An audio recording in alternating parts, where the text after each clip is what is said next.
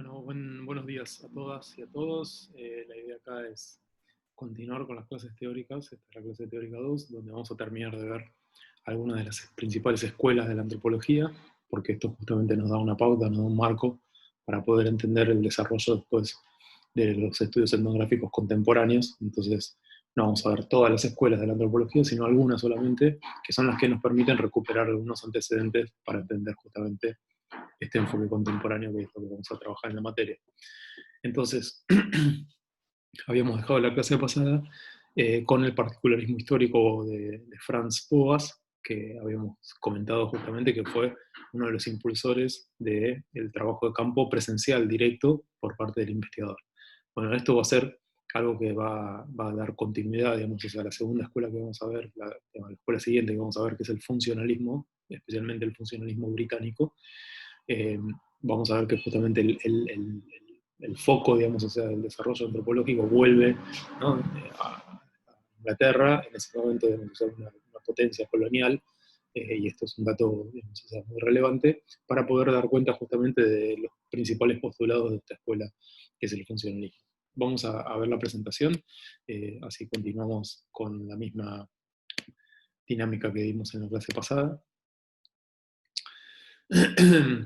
Bueno, la figura, digamos, o sea, central para el funcionalismo, digamos, británico, para comprender el funcionalismo británico, es Bronislaw Malinowski.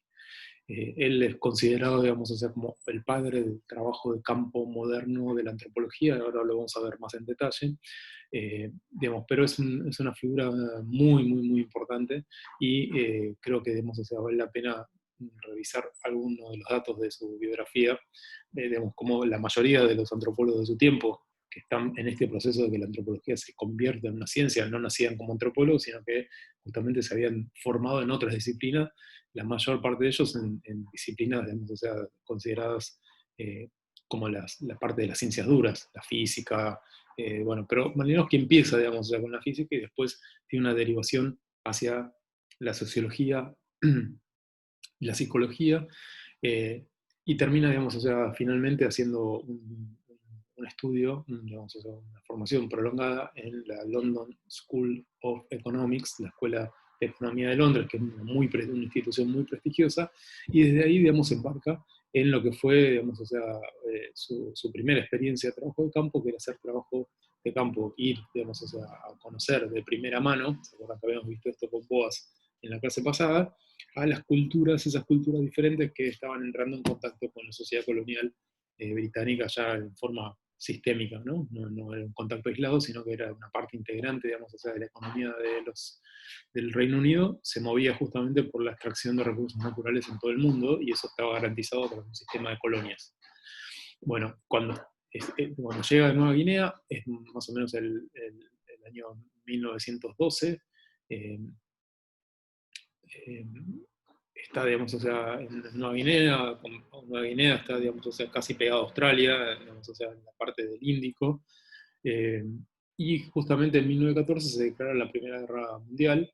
Eh, Bronislaw Malinowski era un ciudadano polaco, de origen polaco, y, digamos, toda esa área, que es lo que hoy es Nueva Guinea, digamos, formaba parte del Commonwealth, justamente de la comunidad, digamos, o sea, de naciones, que estaba vinculado justamente al Imperio Británico, en particular Australia.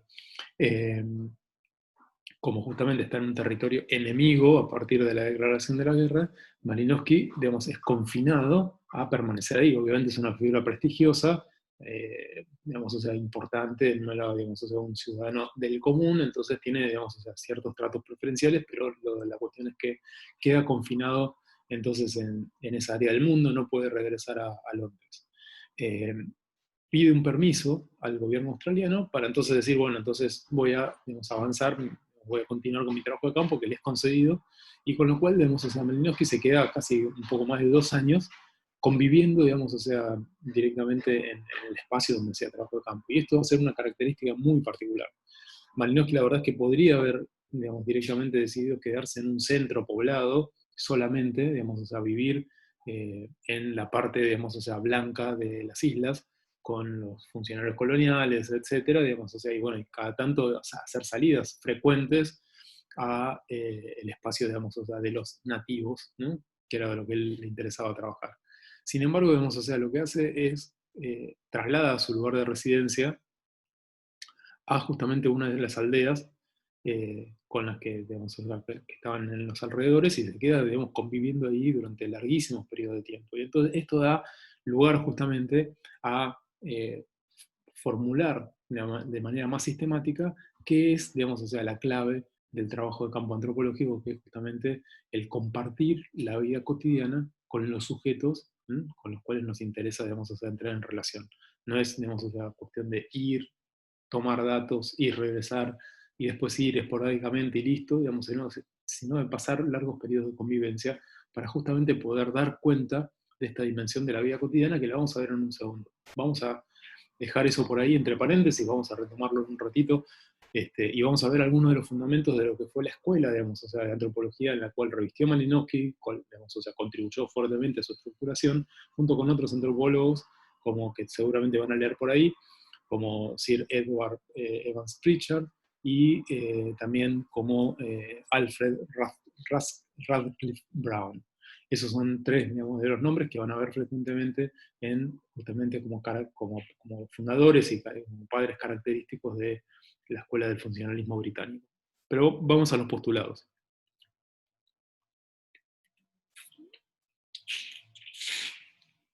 Disculpen, pero estoy tomando mate a la mañana, así que... Bueno, uno de los postulados es justamente este que se llama la cultura. Es justamente no un devenir histórico como planteaban los evolucionistas y como planteaban los referentes del particularismo histórico, sino justamente, digamos, la cultura se puede dar cuenta de la cultura de un pueblo a partir de sus manifestaciones sincrónicas. Sincrónicas es justamente sin tiempo, ¿no? Entonces es un corte que se hace en el momento. No nos interesa cómo devino, digamos, esa cultura en ser lo que es, sino nos interesa la cultura en función de lo que es ahora, lo que es hoy. Por eso justamente este postulado se formula, digamos, a partir de un rechazo de del método, digamos, o sea, principal del, del evolucionismo, que era justamente la historia conjetural, era una historia que se elaboraba por deducción. Bueno, si este pueblo tiene esta tecnología, seguramente, digamos, o sea, eso es que representa un avance, digamos, o sea, menor o mayor, más evolucionado o menos evolucionado respecto de este otro, entonces lo ubicamos en esa escala temporal unilineal y única para todos. Lo mismo, digamos, o sea, el particularismo histórico, pensando justamente en cómo eran los procesos de préstamo, los procesos de influencia de una cultura fuerte frente a las otras, cómo, digamos, o sea, eso había configurado estas áreas culturales, ¿se acuerdan? Bueno, esto no le va a interesar el funcionalismo va a estar interesado justamente en cómo es esa cultura y más precisamente cómo funciona la cultura en términos, digamos, o sea, más prácticos, cómo funciona la cultura en un aquí y ahora. Por eso, digamos, o sea, el funcionamiento interno, digamos, o sea, qué es lo que hace que una cultura, digamos, o sea, se mantenga y se reproduzca, digamos, o sea, como una totalidad homogénea, vamos a ver ahora, es lo que le va a interesar al funcionalismo sobre todas las cosas. Mucho más de cómo llegó a constituirse ese conjunto de rasgos como cultura. Entonces, el segundo postulado es el de la totalidad integral. Cada cultura constituye una totalidad que es coherente en sí misma. Es internamente, digamos, o sea, tiene una coherencia. Y esa coherencia se la da justamente el funcionamiento interrelacionado de distintos componentes de la cultura. Esos componentes justamente van a ser, ahora los vamos a ver, los componentes van a ser las instituciones, el matrimonio, digamos, o sea, las reglas de matrimonio, la forma de obtener la subsistencia, las formas de obtener vestido, las formas de obtener alimentos, todas esas cuestiones interrelacionadas, las creencias religiosas, todas esas cuestiones interrelacionadas son las que van a dar justamente coherencia a esa cultura, y por eso la piensa como una totalidad integral. Esa, digamos, o sea, interrelación entre todos los componentes se tiene que estudiar justamente en términos de su totalidad, en términos integrales. No sirve, digamos, estudiar en forma aislada. Y en esto el funcionalismo se parece, digamos, bastante a lo que hemos visto del particularismo histórico y su crítica con el evolucionismo. Lo que segmentaba, lo que diseccionaba la cultura y se estudiaba como digamos, unidades discretas y significativas en sí mismas era el evolucionismo. Pero, digamos, con el particularismo histórico y más fuertemente con el funcionalismo, la idea es justamente analizar las interrelaciones entre los distintos componentes. Y en este sentido tiene un carácter más, como lo que hoy llamaríamos un carácter más sistémico, donde justamente hay un sistema conformado por esas interrelaciones y donde la modificación en uno va a modificar necesariamente, digamos, o sea, la condición de, de las otras instituciones en las cuales hay justamente relaciones de interdependencia, hay relaciones de, digamos, afectación de unos con otros. No pueden, digamos, o sea, ser ni analizados, ni justamente, digamos, o sea, tener un funcionamiento independiente unos de otros. El tercer componente, digamos, el tercer postulado, perdón, que nos va a interesar destacar del funcionalismo es el que se llama universalidad funcional. Es decir, cada componente de la cultura no tiene un porqué, digamos, arbitrario, sino que justamente cumple una función determinada. Y esa función determinada, o el conjunto, digamos, o sea, de las funciones que cumplen las instituciones, es lo que asegura no solamente la coherencia, digamos, de una cultura es un todo coherente, sino además la cohesión, es decir, que la cultura se mantenga y se reproduzca en el tiempo, digamos, o sea, en forma, digamos, o sea, bastante homogénea, bastante parecida a sí misma. Entonces, este conjunto, digamos, o sea, de funciones que cumplen las instituciones de la cultura tienen correlación con lo que, digamos, serían las necesidades biológicas de los sujetos humanos. Es decir, todos los sujetos humanos necesitan proveerse de alimentos, todos los sujetos humanos necesitan proveerse de resguardo, todos los sujetos humanos necesitan establecer sistemas de relaciones con los otros, digamos, con otras familias, entre los sexos, etc. Pero todos digamos, los seres humanos lo requieren, pero no todos lo hacen de la misma manera. Entonces, lo que asegura justamente, digamos, o sea, que el sistema esté totalmente integrado y que tenga esta división por funciones es justamente las necesidades biológicas, que son aquellas dimensiones que no son variables, son invariables. Estas, digamos, o sea, en todas culturas se necesita resolver esa cuestión. Ahora, lo que varía, lo que da variabilidad, y por eso, digamos, o sea, se explica las diferencias entre las culturas humanas, es que no todos, digamos, o sea, lo hacen de la misma manera, o no todas las instituciones lo resuelven de la misma forma. Entonces, la variabilidad está dada justamente en ese factor cultural que tiene que ver con cómo se resuelven las necesidades básicas a las que los sujetos humanos estamos compelidos a cumplir para asegurar nuestra reproducción. De acá se deriva, digamos, lo que sería el cuarto postulado, que es el de unidad funcional, que es que cada, digamos, componente de la cultura cumple una función, y esa función justamente es la que permite la reproducción en el tiempo de ese conjunto como un todo homogéneo. Entonces, esto, digamos, está fuertemente influido por, vamos a ver ahora, eh, la forma científica, digamos, el modelo de ciencia, perdón, de las ciencias naturales, en el cual la noción de equilibrio en el funcionamiento del cuerpo de los animales, de los seres biológicos, era muy importante. Bueno, esto es lo mismo va a ser para la cultura. Así como, digamos, para mantener el funcionamiento físico, ¿no?, del cuerpo, digamos, los órganos cumplen funciones, el corazón hace una cosa, el hígado hace otra, los pulmones hacen otra, el cerebro hace otra, lo mismo va a ser pensado para las culturas. Cada una de esas instituciones cumple una función y que esa institución pueda funcionar de la forma en la que funciona es la que asegura justamente el funcionamiento del todo, del cuerpo cultural sería.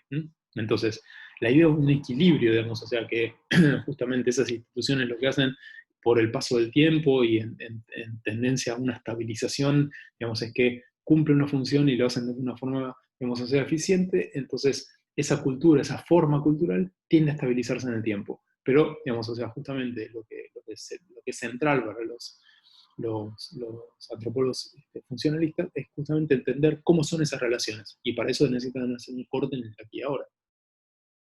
Por eso, digamos, o sea, les decíamos que, eh, les decía recién, que el modelo, digamos, es un modelo de la ciencia derivado de la ciencia dura, de la biología principalmente. Por eso, lo que vamos a hablar como quinto postulado es la analogía organicista, que es que pensar que las culturas se pueden estudiar de la misma forma que se estudia un ser vivo. Del mismo modo, digamos, o sea, que yo estudio justamente digamos, o sea, ser vivo animal, puedo estudiar una cultura. La cultura también tiene entonces estas instituciones aseguran funciones vitales que permiten que esa cultura se reproduzca y prospere, digamos, en el tiempo. Entonces, como, digamos, antropólogo, lo que tengo que hacer es conocer cuáles son esas instituciones y justamente cómo cumplen esa función.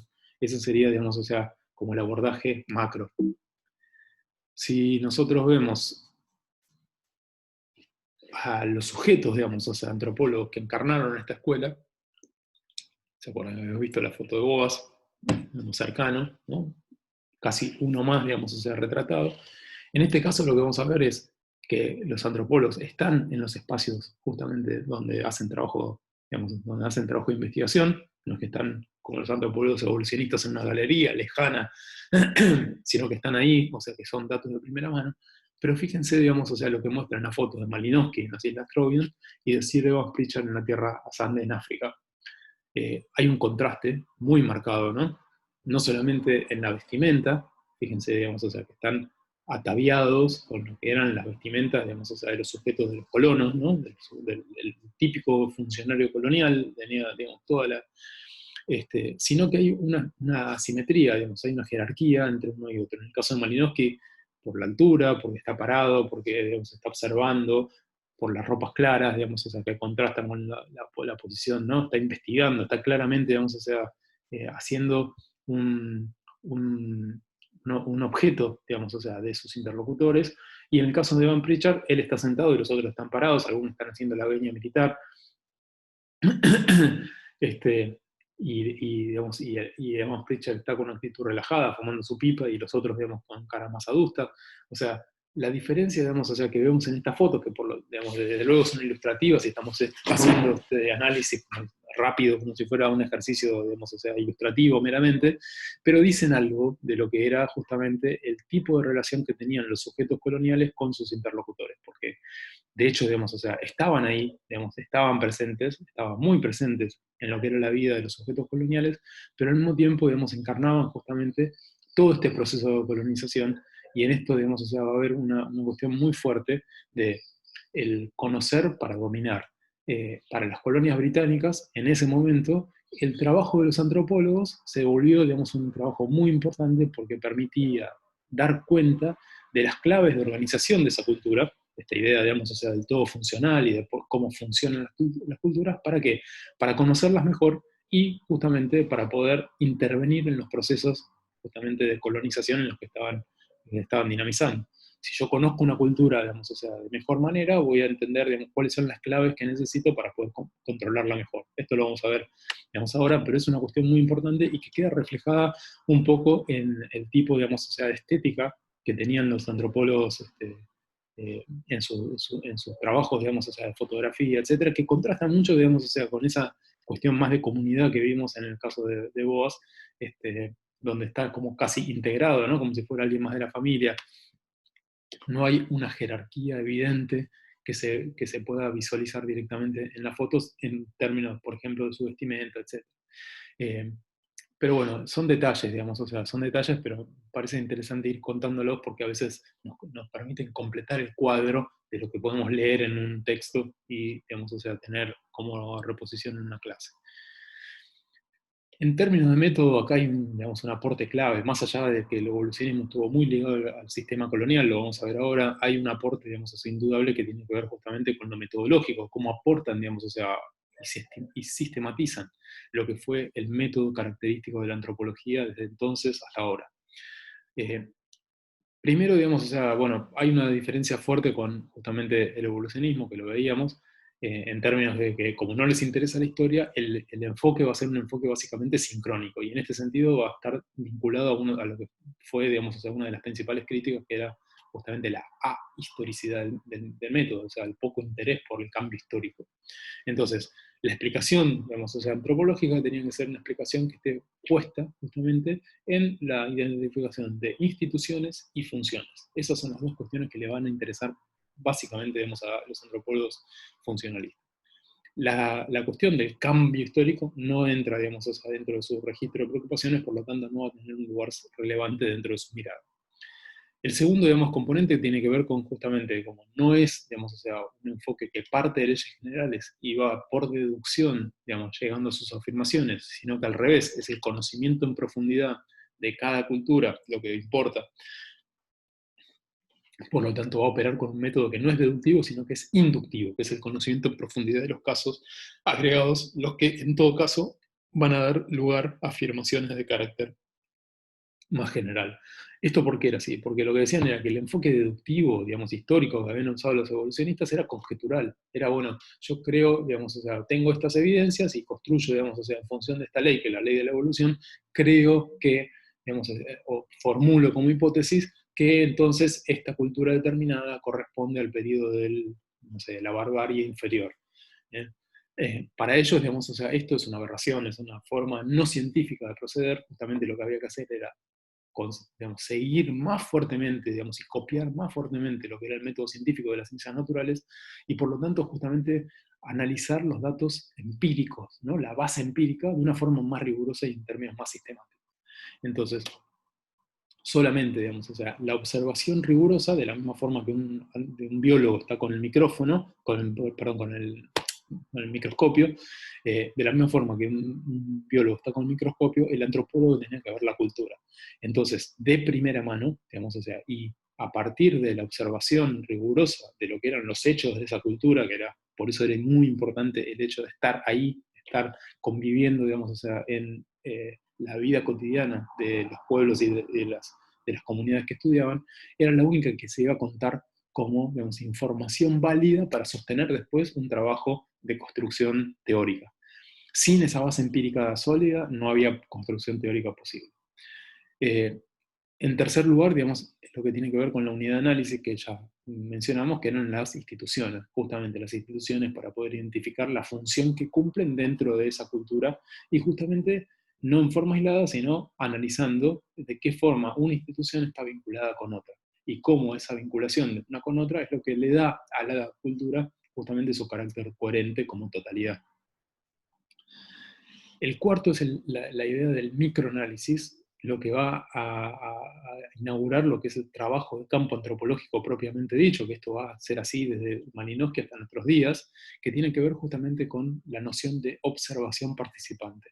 Es decir, el antropólogo tenía que sumergirse, digamos, o sea, en la realidad de la cultura la que quería estudiar, no podía tener una mirada desde afuera, sino que tenía que tener una mirada cercana, y esa mirada cercana estaba garantizada solamente por permanecer y convivir con la cultura durante largos periodos de tiempo. Obviamente conocer el idioma, esto ya lo habíamos visto con Boas,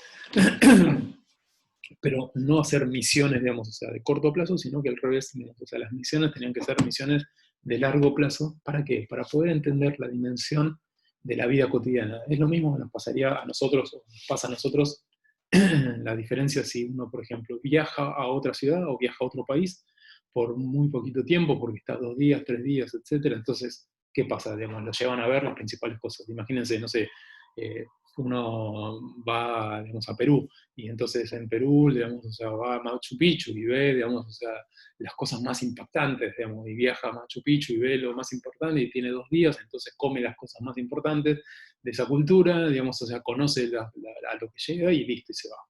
En cambio, digamos, o sea, si uno se queda durante 5 meses, además de ver esas cosas importantes, va a empezar a registrar qué es lo que sucede a nivel de todos los días, conviviendo con justamente las poblaciones que están alrededor, digamos, o sea, de ese emplazamiento monumental que es el Machu Picchu, y va a empezar a entender, bueno, cómo son las relaciones con la selva, cómo son las relaciones con la altura, digamos, o sea, qué tipo de cosas llegan, digamos, qué cosas se intercambian, cómo funciona, digamos, o sea, el entramado, digamos, o sea, relacional que sostiene todo el flujo turístico en Machu Picchu. No, son un montón de cosas que cuando uno va rápidamente no puede ver, no tiene tiempo de registrar.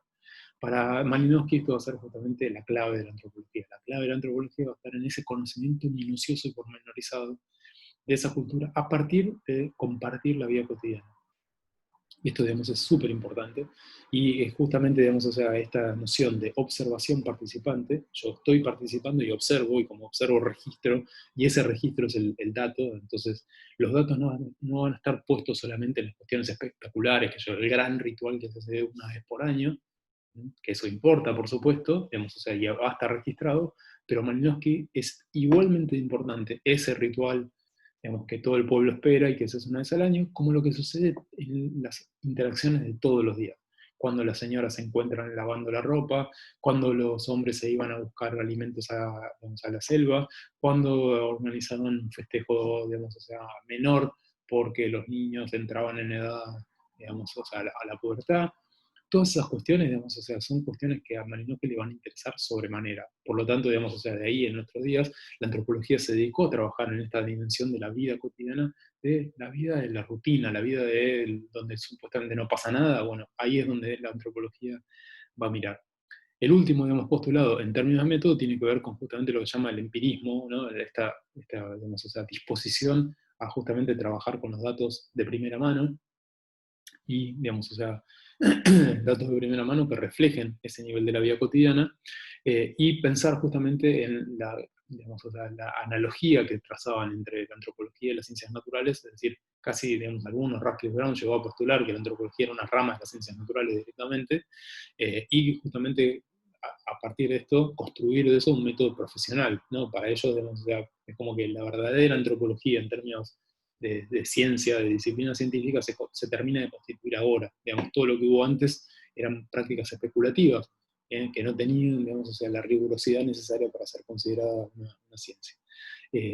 Y de esto se deriva otra cuestión que para nosotros es más importante, es que las instituciones, la noción de institución que nosotros hoy la conseguimos de una forma ligeramente diferente. Para los científicos funcionalistas, antropólogos, la institución era parte de la realidad tangible, digamos, era algo que se podía observar, era como ver el esqueleto de la cultura. Entonces, obviamente, no lo podía observar en términos de mirar, pero sí podía observar las manifestaciones de justamente el funcionamiento de cada institución. Entonces, ese era el dato que ellos iban a registrar. Por eso era algo que era equivalente a poder observar un cuerpo, ¿no? O sea, abrir, diseccionar un cuerpo, yo de afuera no puedo entender, pero cuando yo lo disecciono puedo diferenciar los órganos y puedo entender el tamaño y qué relación tiene el tamaño con justamente el funcionamiento de ese equilibrio. Bueno, esto es lo mismo, digamos, o sea, para los antropólogos las culturas de los nativos, los otros, eran así, digamos, o sea, se podían considerar justamente como totalidades, esas totalidades podían ser diseccionadas y comprendidas a partir de, justamente de ver qué tipo, digamos, o sea, de relaciones y de leyes naturales, ¿no? Perdón, de leyes culturales, pero que asimilaban, digamos, o sea, la impronta que tenían las leyes naturales para explicar las cosas, podían ser elaboradas a partir de un método que no era deductivo, sino que era inductivo. ¿Cuáles son las críticas que recibe, digamos, este enfoque? Bueno, principalmente tiene que ver con este carácter histórico que yo les mencionaba antes, que es justamente apercibir el cambio social, digamos, el cambio cultural que se estaba dando en las culturas en el momento, principalmente asociado al hecho colonial, digamos, justamente, al propio efecto del colonialismo. Entonces, ese refinamiento en las técnicas del trabajo de campo, ¿no? Que son, digamos, súper importantes y que le dieron, digamos, verdaderamente un componente de rigurosidad científica súper importante al trabajo hecho por los antropólogos, fue realizado a costa justamente de no considerar la dimensión histórica y por lo tanto no considerar la dimensión del cambio y concentrarse solamente entonces en lo que podría llegar o sea, lo que ellos consideraban como que era, bueno, no importa, digamos, o sea, lo que está sucediendo en términos de impacto que tiene el sistema colonial, las culturas estas se mantienen así, se van a mantener en el tiempo porque su funcionamiento está asegurado, y por lo tanto yo me dedico solamente a observar lo que sucede en la aldea, pero no, digamos, o sea, lo que sucede en relación con el sistema colonial. Esta idea, esta idea entonces de la cultura como totalidad lleva a otra, que es la de la cultura como un sistema cerrado. Es decir, la cultura se mantiene tal cual es, mantiene, digamos, o sea, su organización, y no es afectada por, digamos, o sea, la relación con la sociedad colonial, digamos, de ese momento que estaba transformando, por supuesto, y abruptamente, digamos, o sea, todas las cuestiones de esa cultura. Sin embargo, digamos, o sea, sobre este supuesto, el funcionalismo trabaja sin dar, digamos, o sea, mayores precisiones en su trabajo, que era muy minucioso y muy riguroso, acerca de justamente cuáles eran estos impactos. Por lo tanto,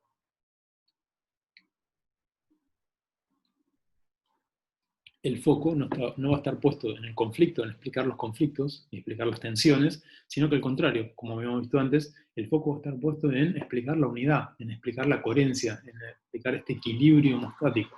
Por lo tanto, todas las cuestiones que tenían que ver con las tensiones y los conflictos quedaban fuera del análisis. En el recorte que hacían los investigadores, eso, digamos, todos esos aspectos que tenían que ver con, por ejemplo, la utilización de la mano de obra indígena, la expoliación de recursos naturales, los conflictos armados que suscitaban, digamos, o sea, a veces a propósito para todo eso, digamos, o incluso la guerra colonial no tenía, digamos, o sea, lugar, no tenía cabida en sus análisis.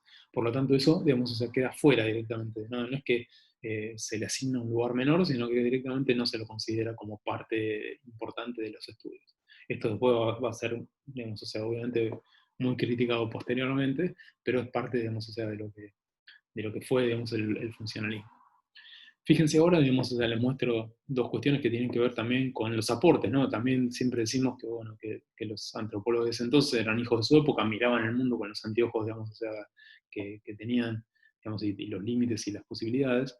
En este caso, esta es una foto que sacó Evans Pritchard como parte, digamos, o sea, de sus estudios, y una de las cuestiones, digamos, o sea, que analizó Pritchard tenía que ver con justamente cómo se definían sistemas de poder, sistemas políticos, sistemas de poder y afinidad, y autoridad, perdón.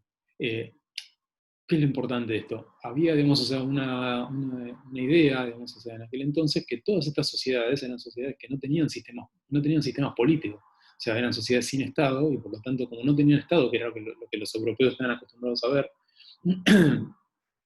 en las sociedades, digamos, esto estamos hablando de África, en las sociedades europeas, pero en las sociedades asiáticas también, ¿no? El Estado, digamos, aquello que se constituía alrededor de, digamos, o sea, los sistemas de control en términos de las dinastías, los reyes, etcétera, existían, digamos, o sea, también, por lo menos en las principales culturas, y era considerado justamente aquello que, digamos, o sea, era el núcleo de lo político. En cambio, digamos, o sea, en África se consideraba que la dimensión, digamos, esa dimensión, digamos, política no estaba tan presente, por lo tanto eran consideradas sociedades que, digamos, justamente caracterizadas por la falta de la dimensión política. Esto es algo que Evans Pritchard va a discutir, va a decir, no, hay sistemas políticos, están organizados de una forma que no tiene nada que ver con la estructura estatal, pero hay, digamos, sistemas de política, y estos sistemas políticos están basados justamente en la vinculación con los sistemas rituales y mágicos, y quiénes son los que los detentan, que eran el lugar de los chamanes, ¿no? El lugar de los brujos, y cómo eso está relacionado justamente con ese espacio. Esto, digamos, o sea, en términos académicos fue súper importante porque permitió justamente conocer, digamos, otras formas de organización de los sistemas políticos, que no eran las occidentales, no eran las de Europa, pero en términos justamente de la utilización de ese conocimiento en detrimento de la cultura, fue también súper importante porque dio claves para que entonces el poder colonial pudiera dominar mejor. Si yo conozco quiénes son, digamos, o sea, los que detentan, los que encarnan, digamos, o sea, los sistemas de autoridad, y en este caso en los grupos, ya dejan de ser personajes pintorescos a los cuales yo tengo que, digamos, perseguir por una cuestión solamente de imposición de nuevas normas religiosas, sino que directamente se convierten en los que pueden ser potenciales impulsores de una rebelión. Por lo tanto, digamos, o sea, voy a controlarlos de otra forma. Voy a generar, digamos, o sea, otro tipo de relación con ellos por parte del sistema colonial, y eso fue lo que pasó. Ahora, en este, digamos, o sea, sentido, otra cuestión importante en términos de método es que cuando llega Pritchard, digamos, o sea, a trabajar en África, no estaba interesado, digamos, necesariamente en justamente dedicarse a analizar los sistemas mágicos, rituales y de brujas, sino que estaba justamente interesado en estos sistemas políticos. Él va con su mirada de europeo para buscar, digamos, o sea, lo que él consideraba que era política, digamos, o sea, en ese entonces, y sus interlocutores a Sande, digamos, le decían que no, que en realidad lo único que importaba era atender a la brujería, y él decía no, y los Asande le decían sí, y bueno, y finalmente comprendió que lo que tenía que hacer era seguir a los Asande en lo que le estaban mostrando, que era importante. Entonces, pudo sacarse, digamos, de la cabeza la idea de pensar la política con sus propios términos y empezar a pensar la política con el término de lo que los Assange le estaban mostrando. Entonces tiene, digamos, o sea, Evans Pritchard una frase que es muy interesante en este sentido, que la vamos a recuperar después, que tiene que ver que tiene que ver con el trabajo de campo. Decía, cuando yo llegué a la tierra de los Assange no estaba interesado en la magia, pero los Assange sí. Entonces lo que hice fue seguir lo que los cesantes querían ver, lo que el interés de los cesantes. Esto es algo clave, digamos, que más allá digamos, de reponer ese contexto de dominación colonial, de hacer la crítica, digamos, en ese sentido, es muy importante recuperarlo. Y vamos a verlo, digamos, después, más adelante, la importancia que tiene justamente cómo definir qué es lo importante en el trabajo de campo. Aquello que nosotros pensamos o justamente poder oír lo que nuestros interlocutores nos están diciendo. Otro ejemplo, digamos, o sea, del funcionalismo es el que decíamos de Malinowski. Malinowski hace trabajo de campo, digamos, o sea, impecable en las Islas Trovian, y entonces lo que llega, digamos, o sea, a trabajar Malinowski es uno de sus principales aportes, es pensar que hay otro tipo de sistema, digamos, o sea, de intercambio económico que no es mercantil. Entonces, piensen, digamos, o sea, que el intercambio mercantil es, digamos, la forma en la cual el capitalismo europeo pensaba, digamos, o sea, en las relaciones económicas. Entonces, lo que busca, digamos, o sea, Malinowski es entender qué era lo que pasaba entre las islas, y entre las islas encuentra que hay una circulación en dos sentidos diferentes de objetos rituales, que eso, digamos, o sea, va marcando la temporalidad del año, el pasaje de estos objetos rituales que se tienen, digamos, o sea, y después se, ¿cómo se llama? Se intercambian, y que justamente, digamos, o sea, lo que es importante es mantener vivo el intercambio. O sea, no es necesario, o lo que está prohibido, digamos, si se quiere, el tabú, era apropiarse de esos objetos, sino que hay que mantenerlos y después pasarlos. Y entonces, si yo paso, es que me va a llegar otro. Y así, digamos, ese intercambio, que es el intercambio de objetos rituales, en realidad es lo que mantiene en equilibrio las relaciones, digamos, sociopolíticas entre los distintos clanes que vivían en las islas. Y ese intercambio estaba asociado también a un intercambio, digamos, de mujeres, ¿no? Que circulaban en términos de, digamos, los sistemas matrimoniales, y también, digamos, o sea, intercambios que tenían que ver con los sistemas de poder y autoridad, y el equilibrio entre los sistemas de poder y autoridad entre, digamos, o sea, todas las islas. Ahora, ¿qué es lo importante, digamos, o sea, de esto? Es que Malinowski denomina, digamos, o sea, esta forma de intercambio no mercantil como kula, nombre nativo, nombre que tenía en troviandés. Y esto es muy importante, porque él lo podría haber llamado directamente intercambio económico no mercantil, o intercambio económico, digamos, o sea, no basado en moneda, o cualquier otra forma de nominarlo con los términos occidentales. Sin embargo, decide retener el término nativo. Y esto es importante en términos de que pone, digamos, en un lugar destacado las teorías nativas acerca de cómo son los intercambios. De alguna manera está poniendo en equivalencia lo que son sistemas nativos y sistemas europeos. Esto, digamos, es súper importante. Permitió justamente que haya un desarrollo posterior hecho por Marcel Mauss, un antropólogo, digamos, o sea, el sobrino de Emile Durkheim en Francia, que fue la economía del don, digamos, o sea, a partir de lo que estudió Malinowski. Moss dijo, bueno, a mí lo que me interesa de lo que trabajo Malinowski, los datos que generó Malinowski, es justamente por qué hay una obligación cuando alguien, digamos, o sea, da uno de esos bienes, que eran pulseras y collares, da una de esas pulseras y collares, digamos, se genera la obligación de tener que devolver. Entonces, es la obligación de dar, la obligación de recibir y la obligación de devolver. Esto, digamos, o sea, fue algo súper importante que justamente a partir del trabajo de Malinowski elaboró Marcel Mauss, y permitió, digamos, entender un montón de estructuraciones de los sistemas de intercambio que se dan no solamente en las sociedades nativas, digamos, primitivas, etcétera, que decían en ese momento, sino justamente en las propias sociedades contemporáneas occidentales. Y les doy un ejemplo de esto. Cuando ustedes reciben un regalo por parte, digamos, o sea, de alguien de su familia, o más fuertemente, si es alguien fuera de su familia, se sienten en la obligación de devolverlo. Digamos, o sea, si yo le doy un regalo a alguien, bueno, implícitamente estoy esperando en algún momento que ese regalo, digamos, o sea, sea devuelto, pero ¿por qué? No por una cuestión de interés, digamos, utilitario, sino justamente por mantener la relación, porque quedo mal si alguien me regala algo y yo nunca regalo. Si alguien me comparte la comida y yo nunca la comparto. Si estoy en el trabajo, digamos, o sea, y soy siempre el que llevo las galletitas, pero hay alguien que come las galletitas y no vuelve a poner.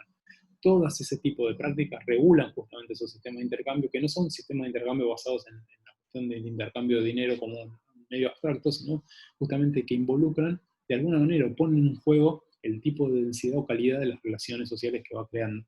Porque justamente aquellos que no devuelven son aquellos que son sancionados moralmente, digamos, o sea, en términos no quizás explícitos, sino implícitos, a partir de que se generan, digamos, comentarios, se generan prejuicios, digamos, etcétera, acerca de las personas que justamente no participan, no continúan, no le dan continuidad a ese sistema de intercambio.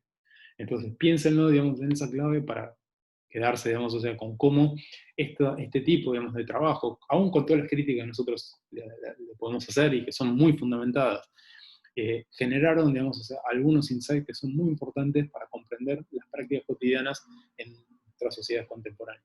Y para ellos, digamos, o sea, era una forma muy importante también de llamar la atención, de levantar una bandera y decir, ojo, digamos, o sea, que el capitalismo está avanzando en forma tan creciente, digamos, se está olvidando, digamos, o sea, de pensar en esta dimensión, que es una dimensión que existe en nuestras sociedades, no es que no exista, no es que existe solamente acá. Acá la vemos de una forma más clara, está menos tapada, está menos, digamos, o sea, envuelta en cosas, entonces la vemos más claramente, pero nosotros podemos hacer una lectura sobre lo que sucede en nuestras propias sociedades también, y este ejemplo de la economía del don, digamos, es importante para poder considerarlo. Bueno, seguimos ahora un ratito corto ahora y seguimos la segunda parte.